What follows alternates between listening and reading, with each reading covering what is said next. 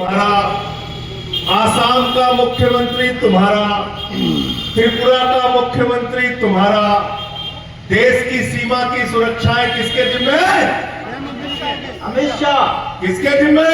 अमित शाह। अमित शाह और मोदी की जिम्मे है।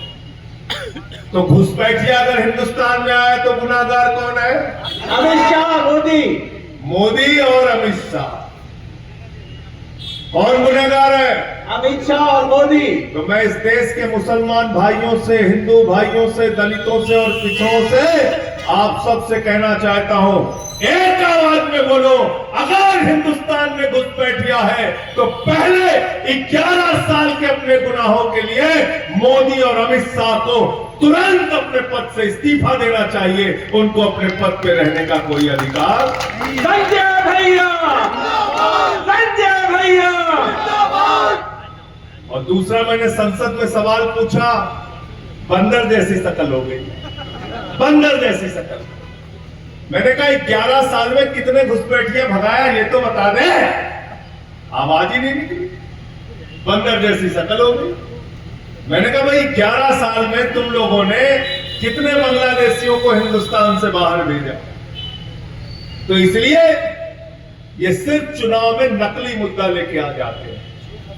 अब मैं आपको बिहार का बताता हूं, बिहार का बताता हूं। बिहार में इन्होंने कहा घुसपैठिया घुसपैठिया घुसपैठिया, SIR कराया। उस SIR में कितने घुसपैठिया निकले किसी को पता है? यहां पे बताओ भैया। 511 है, 311 और किसी को 315। कुल कितने मिले? 315। थोड़ा बहुत कम ज्यादा हो सकता है। 315। 65 लाख वोट काटा और उसमें घुसपैठिया कितने मिले? 315। उसमें मुसलमान कितने मिले? 78। कितने मिले? 78। 78। बाकी कौन थे? नेपाल के हिंदू। नेपाल के। नेपाल के। तो 65 लाख लोगों का नाम काटा, इसका मतलब मोदी जी के हिसाब से 65 लाख घुसपैठिया है वहां पर। तो पहले 65 लाख के लिए वहां डिटेंशन सेंटर बनाओ। अच्छा, डिटेंशन सेंटर क्यों बनाओगे? हमारे पैसे से डिटेंशन सेंटर मत बनाओ, हमारे बच्चों के लिए स्कूल बनाओ, अस्पताल बनाओ, सड़कें बनाओ, रोजगार दो, खाद की बोरी दो, हमको हमारा हक दो। आप डिटेंशन सेंटर बनाने की बात करते हो। डिटेंशन सेंटर का नियम पता है आपको? डिटेंशन सेंटर अगर बनेगा तो वहां फ्री बिजली, फ्री पानी, फ्री शिक्षा, फ्री इलाज, सड़क, सब कुछ देना पड़ेगा, सब कुछ देना पड़ेगा। तो भैया कोई बांग्लादेशी मिले, पाकिस्तानी मिले, अफगानिस्तानी मिले तो उसको उसके देश में वापस भेज देना। हमारे पैसे से हमारे बच्चों के लिए स्कूल बनाओ, ये डिटेंशन सेंटर मत बनाओ। अगर तुम्हारे मन में ज्यादा रोष है, गुस्सा है, तो आप अपने घर में उन लोगों को रखो या तो वापस उनके देश में भेज देना। हमारा पैसा इन चीजों में बर्बाद मत करो। जो बांग्लादेशी उसको बांग्लादेश भेजो, जो पाकिस्तानी इसको पाकिस्तान भेजो, जो अफगानिस्तान इसको अफगानिस्तान भेजो। भेजना चाहिए नहीं भेजना चाहिए? शकील मलिक साहब, जनक प्रसाद जी जो हमारे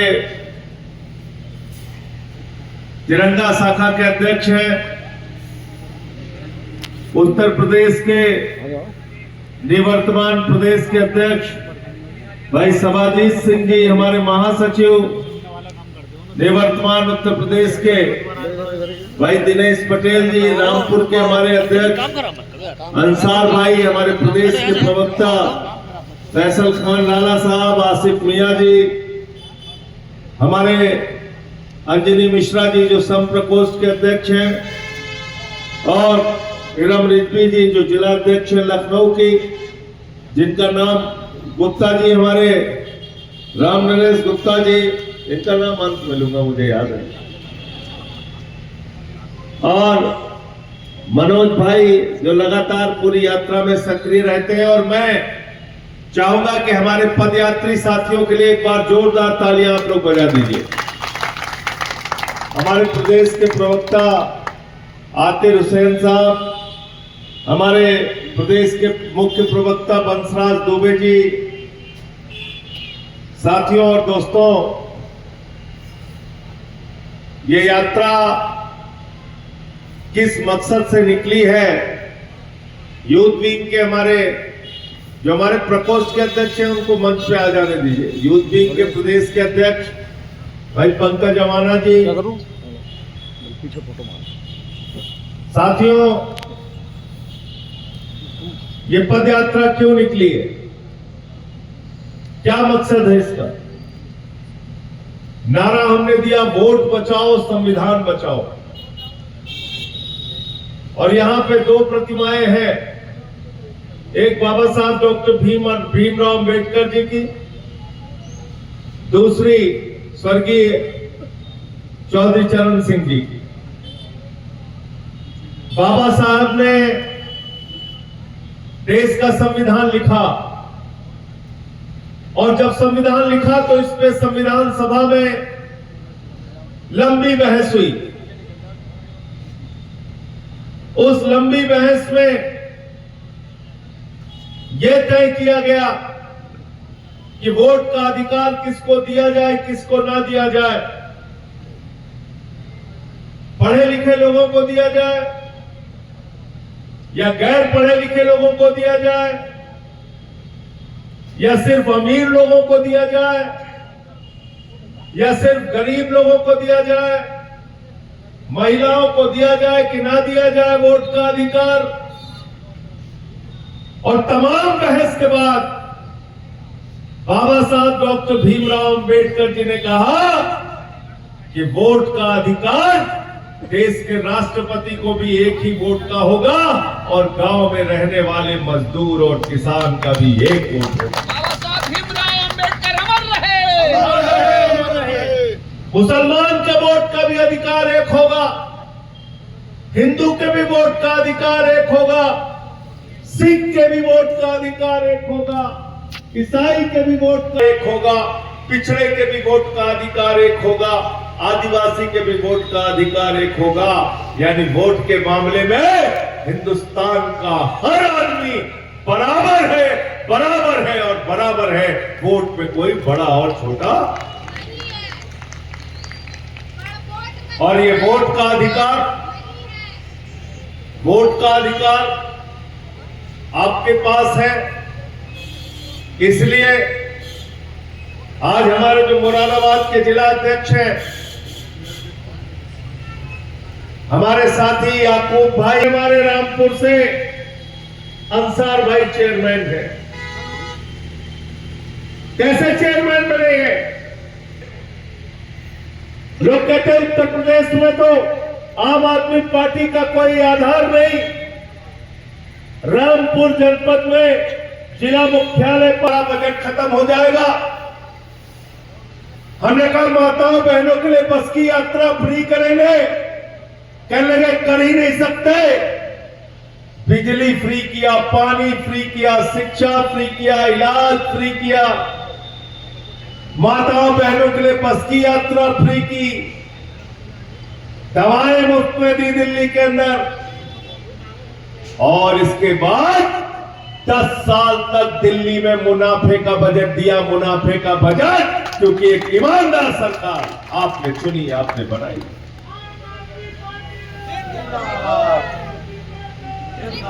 ये कैसे बनी भाई आम आदमी पार्टी की सरकार? कैसे बनी? कैसे बनी आम आदमी पार्टी की सरकार? वोट की ताकत से बनी। फिर हम पंजाब में गए, 22 सीटें 2017 में आई, और 2022 में पंजाब की जनता ने ऐसी झाड़ू चलाई कैप्टन अमरिंदर सिंह का सफाया। बादल साहब चुनाव हार गए, सुखबीर बादल चुनाव हार गए, नवजोत सिंह सिद्धू चुनाव हार गए, बड़े बड़े मजीठिया चुनाव हार गए, बड़े बड़े सूरमा का सफाया जनता ने कर दिया, सफाया। और वहां एक मुख्यमंत्री थे चन्नी, क्या नाम था? चन्नी। चन्नी साहब 2 जगह से लड़े और 2 की दोनों जगह पे चन्नी साहब हार गए, पंजाब के मुख्यमंत्री हार गए, 2 की दोनों जगह पे हार गए। और इतना ही नहीं, एक जगह तो उनको हराने वाला आदमी वो था जो मोबाइल की दुकान पे कर्मचारी था, उसने पंजाब के मुख्यमंत्री को हराया। तो कैसे हराया, वोट की ताकत, कैसे हराया बताओ? वोट की ताकत से, वोट की ताकत से। हम गोवा में गए, लोगों ने कहा ये गोवा तो इतनी दूर है, यहां कैसे आ गए? जीत गया। हम गुजरात गए, कहने लगे गुजरात कैसे आ गए? तो मोदी जी का गढ़ है, ये तो भाजपाइयों का गढ़ है, यहां तुम्हारा क्या काम है? उस गुजरात के अंदर अरविंद केजरीवाल और आम आदमी पार्टी ने 14 आ गए, गुजरात आ गए, पंजाब आ गए, दिल्ली आ गए, और जम्मू कश्मीर में किस लिए आए हो? तुम्हारा एक नौजवान है महराज मलिक, डोडा से 2015 में लगातार पार्टी का काम करता रहा, पहले जिला पंचायत का सदस्य हुआ और अकेला इकलौता विधायक जम्मू और कश्मीर में आम आदमी पार्टी का झाड़ू निशान पे जीता। तो कश्मीर से लेके गुजरात तक और गोवा तक और दिल्ली तक और मध्य प्रदेश की सिंगरौली में मेयर जीता, रामपुर में चेयरमैन जीता, मुरादाबाद में चेयरमैन जीता। ये कैसे हुआ भाई? वोट की ताकत से। कैसे हुआ? वोट की ताकत, जोर से बोलिए, दोनों हाथ उठा के बोलिए। वोट की ताकत से, वोट की ताकत से। यानी वोट के अंदर इतनी ताकत है कि मुख्यमंत्री को एक मोबाइल की दुकान पे काम करने वाला कर्मचारी हरा सकता है। के संसदीय क्षेत्र में जब उन्होंने इस्तीफा दिया अपनी सांसदी से, तो गोरखपुर में उनकी अपनी संसदीय सीट पर जनता ने गोरखपुर में सांसदी में योगी आदित्यनाथ को हराने का काम किया। बताओ किया कि नहीं किया? किया कि नहीं किया? और अगर यही वोट की चोरी हो जाए तो क्या करोगे? अगर इसी वोट की ताकत को छीन लिया जाए तो क्या करोगे? कोई पूछेगा नेता, आज तो दलितों के घर में भी आते हैं, बाबूजी वोट देना। पिछड़ों के यहां भी आते हैं, बाबूजी वोट देना। आदिवासियों के घर पे भी जाते हैं, हम तो आपके सेवक हैं, वोट देना। मुसलमानों के घर पे भी जाते हैं, भैया भैया वोट देना। और अगर ये वोट की चोरी हो गई तो याद रख लेना मेरी बात को, इस मुरादाबाद की ऐतिहासिक धरती पर मैं कह के जा रहा हूं, अगर वोट की चोरी हो गई तो इस देश में हिटलर का राज होगा। उस हिटलर के राज के खिलाफ ये पद यात्रा निकली है वोट को बचाने के लिए। संजय भैया, संजय भैया, ये वोट की ताकत बाबा साहब ने आपको दी। इसके कारण से आज आपके सामने बड़े से बड़ा नेता झुकता है, चाहे प्रधानमंत्री हो, चाहे मुख्यमंत्री हो, चाहे मंत्री हो, चाहे विधायक हो, चाहे सांसद हो, सर झुका के आपको प्रणाम करता है, क्योंकि आपके पास वोट की ताकत है। अगर ये वोट की ताकत छिन गई तो याद रखना आपका राशन भी छिन जाएगा।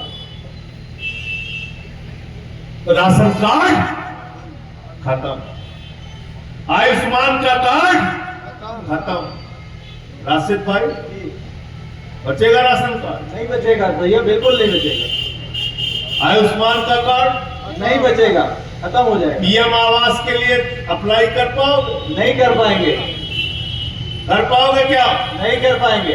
निवास प्रमाण पत्र बनेगा तुम्हारा? नहीं बन पाएगा। ईडब्ल्यूएस का कार्ड बनेगा? नहीं बनेगा। कुछ नहीं बनेगा। अब बाबा जी अभी क्या कर रहे हैं? बाबा जी कह रहे हैं हम सबको पकड़ के डिटेंशन सेंटर पे रखेंगे, सबको पकड़ के डिटेंशन सेंटर में रखेंगे। मोदी जी से पूछा किसको रखोगे? बोले जितने घुसपैठिया हैं सबको रखेंगे। बोले कौन घुसपैठिया है? कह लेंगे जिसका जिसका वोट कट रहा है सब के सब घुसपैठिया। याद रखना बात को, जिसका जिसका वोट कट रहा है सबके साथ घुसपैठिया है। जिसका जिसका वोट कट रहा है सबके साथ घुसपैठिया है। यानी दलित जिसका वोट कटेगा वो कौन है? घुसपैठिया। यादव जिसका वोट कटेगा वो कौन है? घुसपैठिया। पासी जिसका वोट कटेगा वो कौन है? घुसपैठिया। कुर्मी जिसका वोट कटेगा वो कौन है? घुसपैठिया। कौन है वो? घुसपैठिया। आदिवासी जिसका वोट कटेगा वो कौन है? घुसपैठिया। मुसलमान का कटेगा तो उसको तो घुसपैठिया बताइए है। तो मुसलमान ये कह रहे झा साहब इनका भी काट दिया। तो आप लोग चिंता मत करना, खाली मुसलमान डिटेंशन सेंटर में नहीं रहेगा। 3.5 करोड़ लोग उत्तर प्रदेश में नाम कटने जा रहा है। आपके साथ साथ दलित भी रहेगा, यादव भी रहेगा, पिछड़ा भी रहेगा, सबके साथ मिलकर डिटेंशन सेंटर में रहेंगे। संजय भैया जिंदाबाद। संजय भैया जिंदाबाद। फिर भी आप लोगों को गुस्सा नहीं आ रहा। बाबा जी कह रहे हैं हम डिटेंशन सेंटर में रखेंगे, मोदी जी कह रहे हैं हम डिटेंशन सेंटर में रखेंगे, अमित शाह कह रहे हैं हम डिटेंशन सेंटर में रखेंगे। लेकिन ये घुसपैठिया कैसा घुसपैठिया है? जहां चुनाव होता है वहीं जाता है। दिल्ली में चुनाव हुआ, बांग्लादेशी घुसपैठिया आ गया। हरियाणा में चुनाव हुआ, बांग्लादेशी घुसपैठिया आ गया। महाराष्ट्र में चुनाव हुआ, बांग्लादेशी घुसपैठिया आ गया। झारखंड में चुनाव हुआ, बांग्लादेशी घुसपैठिया आ गया। बिहार में चुनाव हुआ, बांग्लादेशी घुसपैठिया आ गया। उत्तर प्रदेश में चुनाव है, बांग्लादेशी घुसपैठिया आ गया। आपको इन लोगों ने मूर्ख बना रखा है। इस देश की जनता को ये अनपढ़ समझते हैं, मूर्ख समझते हैं। आपको लूटना है, महंगाई बढ़ाना है, बेरोजगारी देना है, खाद की एक बोरी के लिए लाइन में आपको मारना है, रुपया लूटना है, रुपए का दाम कम करना है, देश को 200 लाख करोड़ रुपए के कर्जे में डुबाना है। आप इन सवालों पे मोदी से सवाल ना पूछ सको, इसलिए ये नकली मुद्दे को मुद्दा बनाना चाहते हैं। उसके खिलाफ ये पद यात्रा निकली है, इसलिए इसमें साथ आओ। अगर आप ये वीडियो YouTube पर देख रहे हैं तो हमारे चैनल को सब्सक्राइब कर बेल आइकन दबाएं और Facebook पर देख रहे हैं तो हमारे पेज को लाइक करें।